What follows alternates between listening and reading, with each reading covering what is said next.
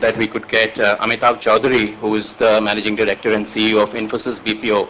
And I am particularly happy because we asked him very, very late.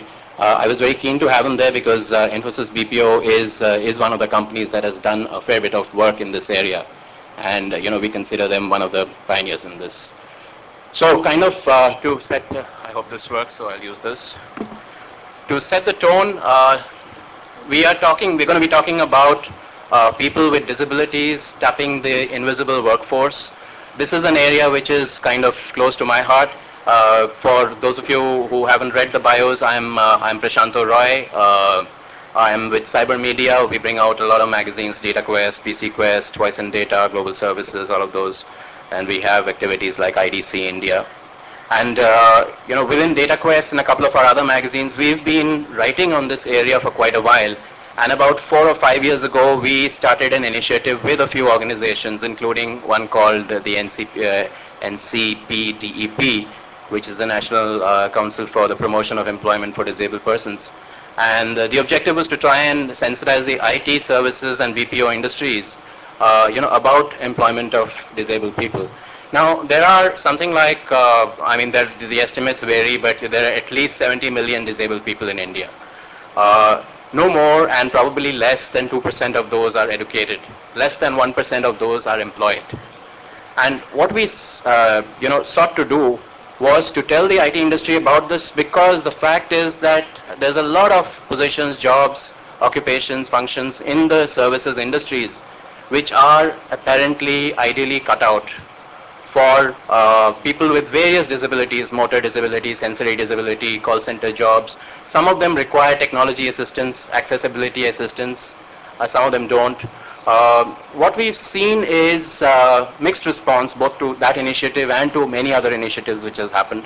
There are a few companies, and I would count them on the fingers of my hand, who have done reasonably good work. For many of them, we've seen they do have a CSR initiative. Now, the question which this panel itself seeks to debate is, whether that alone works. We've seen many examples where the CSR function is given to somebody, let us say the HR person takes it up, or there is a CSR, an officer or an inclusion lead or whatever. And, that person has some targets, some objectives. Now, when this is handed down to the other SPO heads, the SPO heads or the line managers they're kind of okay with the idea in principle that, yes, we should employ persons with disabilities if they are otherwise qualified and so on. But when it actually comes down to doing it, then, very often there is this feeling at the back of their minds that, I'm not going to get a concession on my targets, on my objectives for the business practice for the SBU. So, maybe the person doesn't exactly fit in here.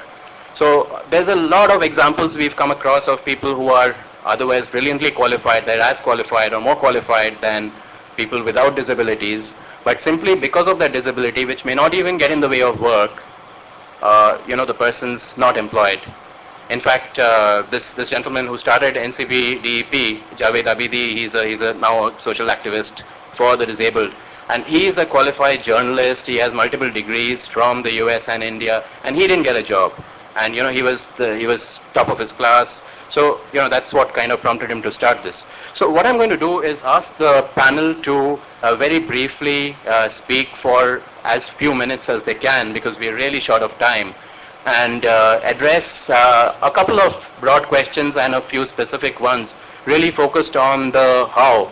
I think the why question has been much debated, and people do agree that it makes sense to consider employing disabled people either as CSR initiative or as sheer economic sense, given the fact that you're looking for people, you're short of people, there are qualified people out there, their disabilities may not get in the way, so it's a good thing. The question is how, and we've found nice examples of what companies have done, and companies like Infosys and of course Citigroup, and there are quite a few others who have taken a lead in this area. So I think among the panelists, if I'm right, Shanti, you have a brief presentation.